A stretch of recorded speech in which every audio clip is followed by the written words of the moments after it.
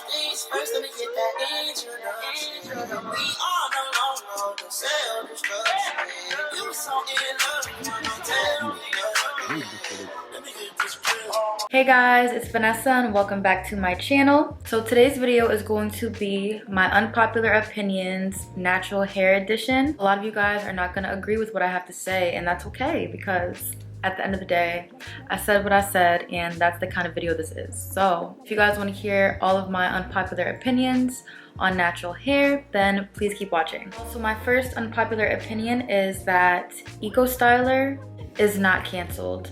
I don't know who started this. I don't know why it was canceled in the first place. Probably because of the ingredients in it, but honestly, Ecostyler gel works amazing for my hair. I love the black castor oil and flaxseed one, the argan oil one.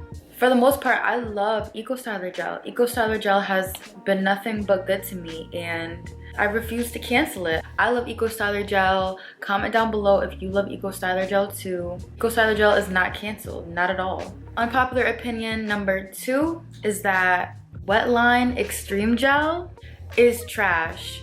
I said what I said. I know some of you guys are going to be in the comments like, Wetline Extreme Gel works so great for me, but it doesn't work well for me at all. Like, the thing is though, it's trash for the simple fact that like every time I use it, I break out. Like, I'll get bumps on my neck, I'll get bumps on my fingers. I think it's because the ingredients in that gel are just not good at all. And what can you expect from a gel that's literally $2.99?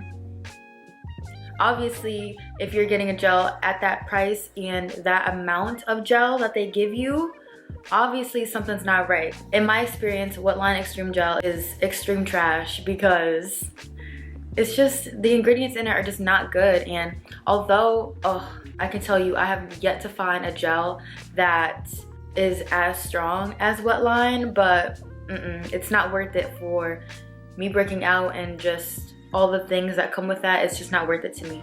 And I want to know, like, has anyone else had a negative effect from using Wetline?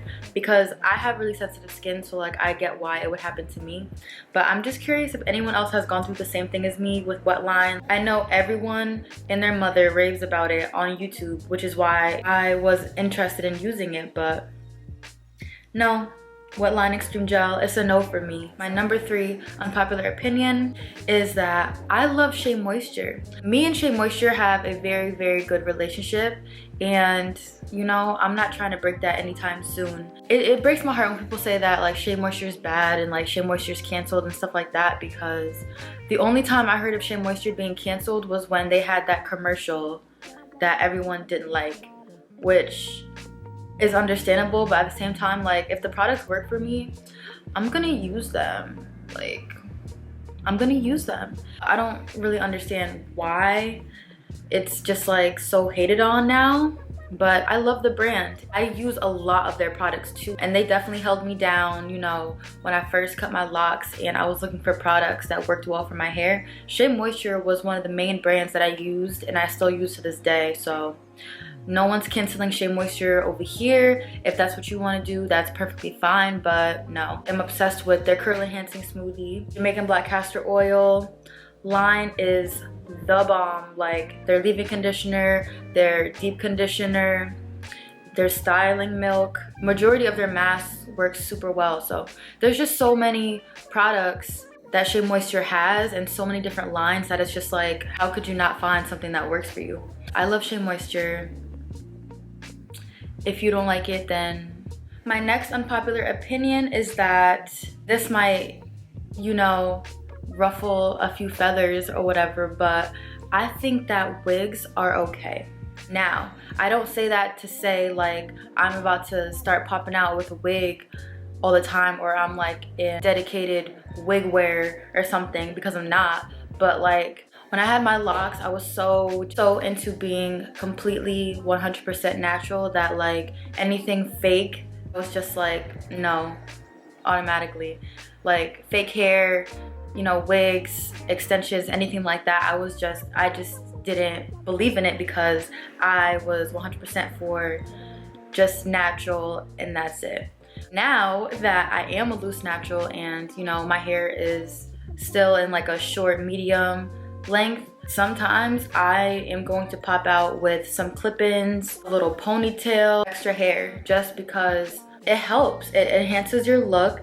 And you know, sometimes people don't want to wear their curly hair every single day. Sometimes you want to have a straight hair look, but you don't want to damage and straighten your own hair. So what do? You wear a wig. Duh. Like, I don't see why that should be frowned upon. Another thing, just because girls wear wigs doesn't mean that they don't like their hair or they don't like their natural hair or whatever, because there's girls that are like really trying to grow out their natural hair, yet they don't want to wear it out, which is completely understandable. Everyone is not super into natural hair care. Everyone doesn't know how to take care of their hair, and that's completely fine. If you want to be someone who wears wigs and that's your thing, then that's completely up to you, and that's completely fine. My opinion on wigs has definitely changed. I'm not going to sit here and be like, you know, I'm going to be out here wearing wigs and things like that, because I personally don't see the need to or feel the need to when, you know, I'm a natural hair girl or whatever. But for anyone that is, you know, on their natural hair journey, and you know, sometimes you just don't feel like doing your hair. Let's be real, you just don't feel like doing your hair sometimes. You don't feel like doing a whole wash and go. You don't feel like doing a whole twist out and waiting the next day for it to fully dry or whatever. Like, come on. You have those days where sometimes you want to just pop on a wig.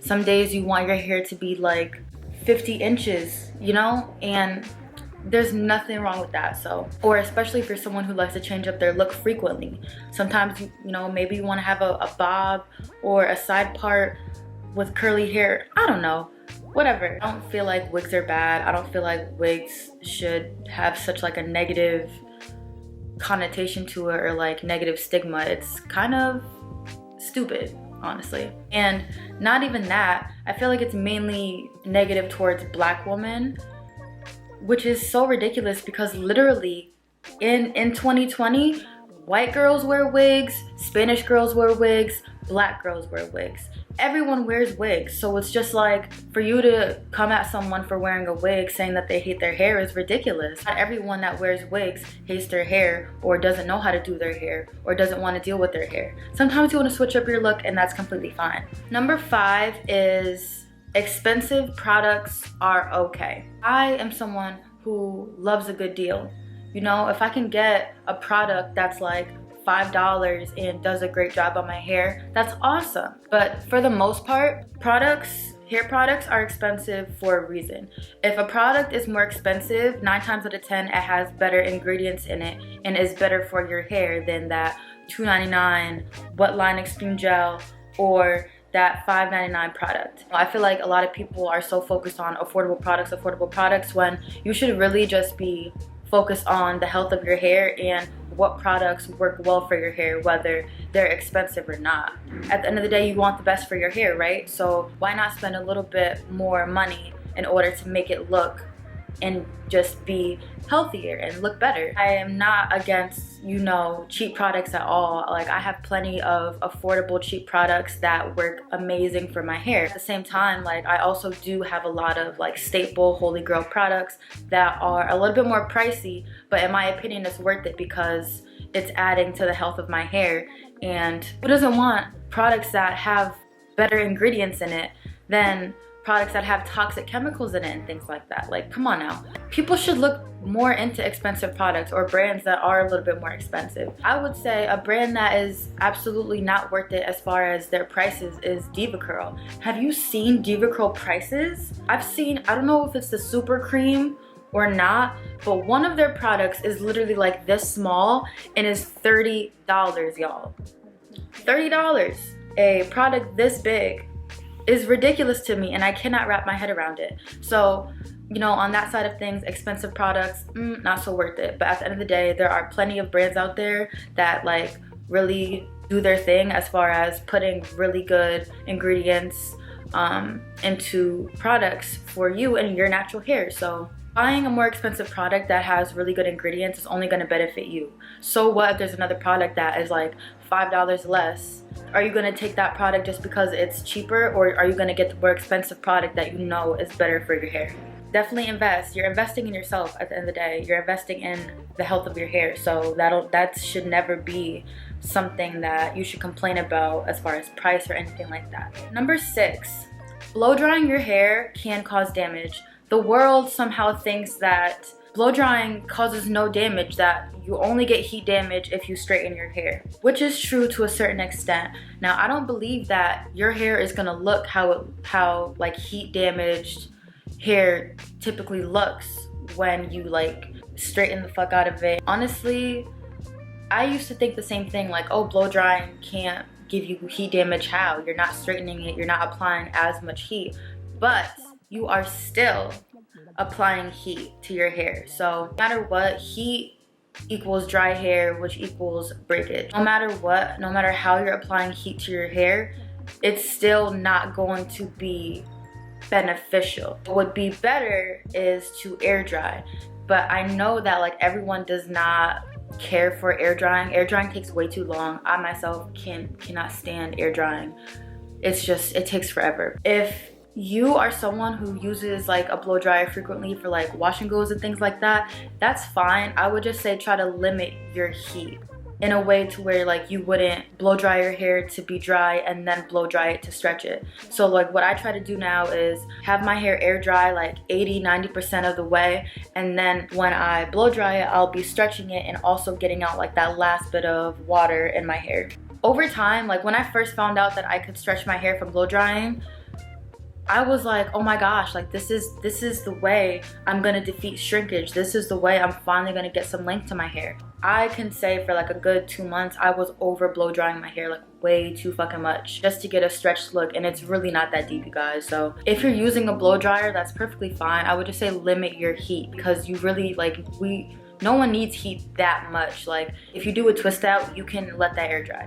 Like if you're doing a wash and go, you can let your hair dry at least halfway and then go in with the blow dryer. Or if you are someone who blow dries your hair constantly, unless you don't care about, you know, like heat damage or whatever, this doesn't apply to you. But if you are someone who blow dries your hair frequently, everything is fine in moderation as long as you don't overdo it. Blow drying is fine, but to say altogether that blow drying can't cause heat damage is a fucking lie. Your hair may not look like heat damage to the point where your curl pattern completely changes and it's like a lot looser, like how you would generally see heat damage, but your hair is definitely going to break off and your hair is definitely going to look a lot more dry, and it's also going to be harder to moisturize the more you apply heat to it. You may notice that your hair is a lot more frizzier than usual. Even when you wet it, it still seems to be so frizzy. And if you're someone who's like, well, I haven't straightened my hair in so long, but my hair keeps looking like this, probably because you're over blow drying your hair. So yeah, that's my opinion. You know, blow drying can definitely cause heat damage.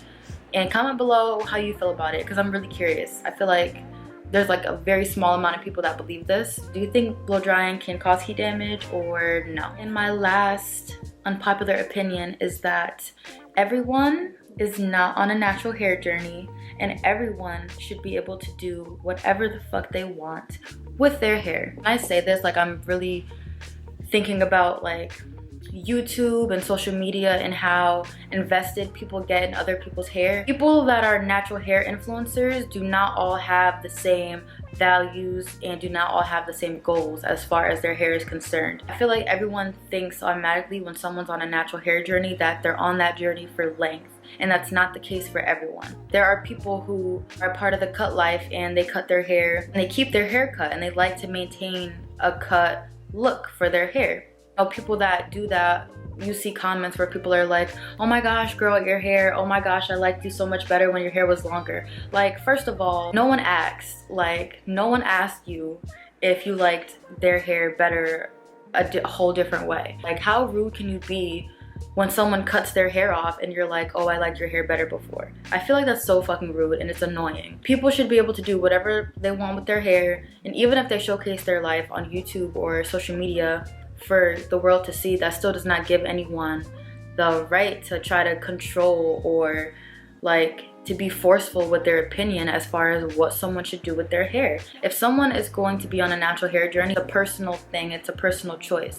So however they choose to wear their hair is how they wear their hair. If you want to wear wigs all the time and have your hair braided up under the wigs and that's it, that's your life. If you want to have relaxed hair and keep your hair relaxed, that's on you too. That's what you want to do, and that's fine if that's what you want to do and that's what's going to make you happy. People really try to push their opinions on other people about their hair, and it just blows me every single time. With me, people are still like, oh my gosh, your hair looks nice, but I still miss your locks. When are you getting your locks back? I like your locks better. And it's just like, oh my gosh, leave me alone. Whatever someone chooses to do with their hair, whether there's someone that you follow online or there's someone that you know in person, whatever someone chooses to do with their hair, you should be supportive of them. Unless they ask you for your like honest opinion, and your honest opinion is that you don't like their hair. I mean, I'm not gonna tell you to not be honest, but just like support your friends, support your family. If someone is making a big change with their hair, if someone wants to start dreadlocks, don't tell them that they shouldn't start dreadlocks. If someone wants to cut off their locks, don't tell them not to cut their hair. Like, people make decisions for themselves as far as how they want their hair to look. It's not your place. Mind your business. If that person likes their hair, that's all that matters. If you like your hair, that's all that matters. Simple as that. That is all of my unpopular opinions. I hope you guys enjoyed this video. If you did like this video, please give me a like, comment, and subscribe. And yeah, I hope you all stay blessed, and I will see you in my next upload. Bye, y'all.